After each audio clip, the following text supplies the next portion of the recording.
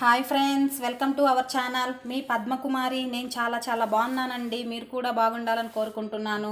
మనం తయారు చేసే రెసిపీ ఏంటంటే మిగిలిపోయిన అన్నంతో ఈరోజు చిన్నపిల్లలకి స్నాక్స్ ఎలా చేయాలో ఈ వీడియోలో చూద్దామండి. ఇలా క్రిస్పీగా లోపల సాఫ్ట్గా ఉండేటట్టు మనము చేసుకుందామండి. మిగిలిపోయిన అన్నంతో చూడండి, క్రిస్పీగా ఉంటాయండి. ఒకసారి ఇలా ట్రై చేసి చూడండి ఫ్రెండ్స్.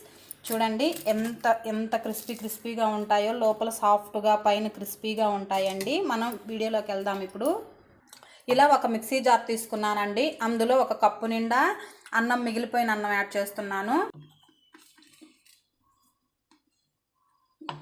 ఈ అన్నం అనేది అంత మెత్తగా కాకుండా అంత పలుకగా కాకుండా ఒక 60% పట్టుకుందామండి. ఇప్పుడు మిక్సీ జార్లో ఇలా మిక్సీకి ఇలా పట్టుకున్నామండి. అంత మెత్తగా కాకుండా అంత పలుకుగా కాకుండా పట్టుకున్నాము. ఇప్పుడు ఒక మిక్సింగ్ బౌల్లో యాడ్ చేద్దామండి. ఇలా మిక్సింగ్ బౌల్లోకి యాడ్ చేసిన తర్వాత మీడియం సైజు ఉల్లిపాయలు తీసుకున్నానండి. 2 ఉల్లిపాయలు తీసుకొని ఇలా సన్నగా కట్ చేసి పెట్టాను. ఇలా చిన్న మిర్చి తీసుకున్నానండి. 2 మిర్చి తీసుకొని ఇలా సన్నగా కట్ చేసుకొని యాడ్ చేశాను. చిన్నపిల్లలు కానుంటే కొంచెం తక్కువగా యాడ్ చేసుకోండి. కొంచెం కొత్తిమీర యాడ్ చేస్తున్నానండి. 4 రెమ్మలు కరివేపాకు తీసుకొని ఇలా సన్నగా కట్ చేసుకొని యాడ్ చేశాను. రుచికి సరిపడా సాల్టు,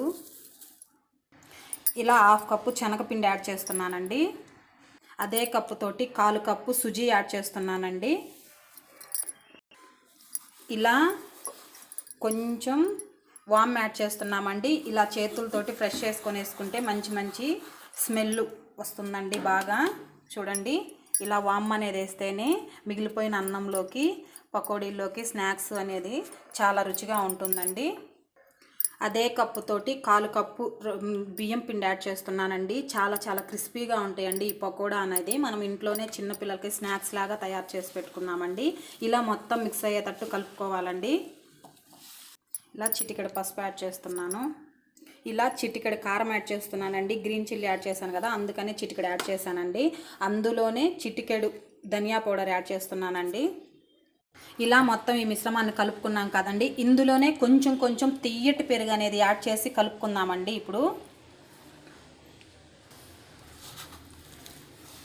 నీరు అనేది యాడ్ చేయకుండా పెరుగుతోనే కలుపుకుంటే ఈ స్నాక్స్ చాలా బాగుంటాయండి. చాలా రుచిగా ఉంటాయి. క్రిస్పీగా సాఫ్ట్గా ఉంటాయండి. తింటుంటే తినాలనిపిస్తుంది. ఇలా ఈ మిశ్రమాన్ని మొత్తం ఇలా కలుపుకున్నాం కదండి. ఇప్పుడు డీప్ ఫ్రై చేసుకున్నాము. ఇలా ఈ మిశ్రమం అంతా ఇలా పకోడా లాగా ఇలా ఉండాలండి. ఇలా కలుపుకోవాలి మొత్తం మనము.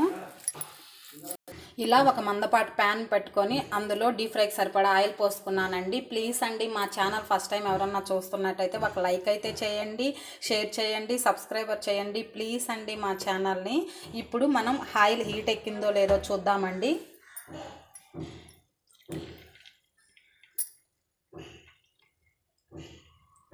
ఇంకా హీట్ ఎక్కలేదు. ఇలా ఆయిల్ అనేది హీట్ ఎక్కిందండి.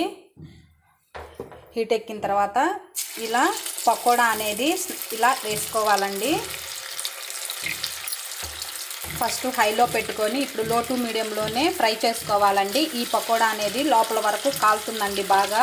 పైన క్రిస్పీగా లోపల సాఫ్ట్గా ఉంటాయండి. ఈ పకోడా అన్నది మిగిలిపోయిన అన్నం వేస్ట్ అనేది కాకుండా ఇలా పిల్లలకి స్నాక్స్గా చేసి పెట్టండి. చాలా రుచిగా ఉంటాయండి. మనకి ఏదన్నా తినాలి అనుకుంటే చల్లని సాయంత్రం వేళ ఇలా స్నాక్స్ చేసుకొని తింటే మిగిలిపోయిన అన్నంతో చాలా రుచిగా ఉంటుందండి. ఈ స్నాక్స్ అనేవి లో టు మీడియం ఫ్లేమ్లోనే ఫ్రై చేసుకోవాలండి బాగా.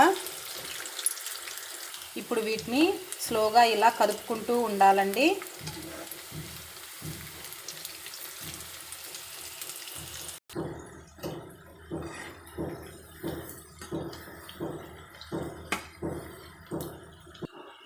ఇలా పకోడా అనేది పూర్తిగా ఇలా ఫ్రై అయిపోయిందండి. ఇప్పుడు వీటిని ఒక ప్లేట్లోకి యాడ్ చేద్దాము.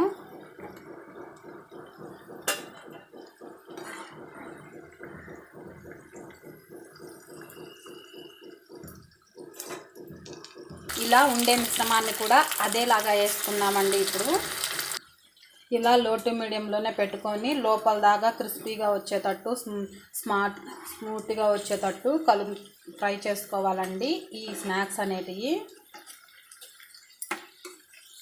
ఇలా స్నాక్స్ అనేటివి మొత్తం కాలిపోయాయండి. వీటిని ఒక ప్లేట్లోకి యాడ్ చేద్దాం ఇప్పుడు.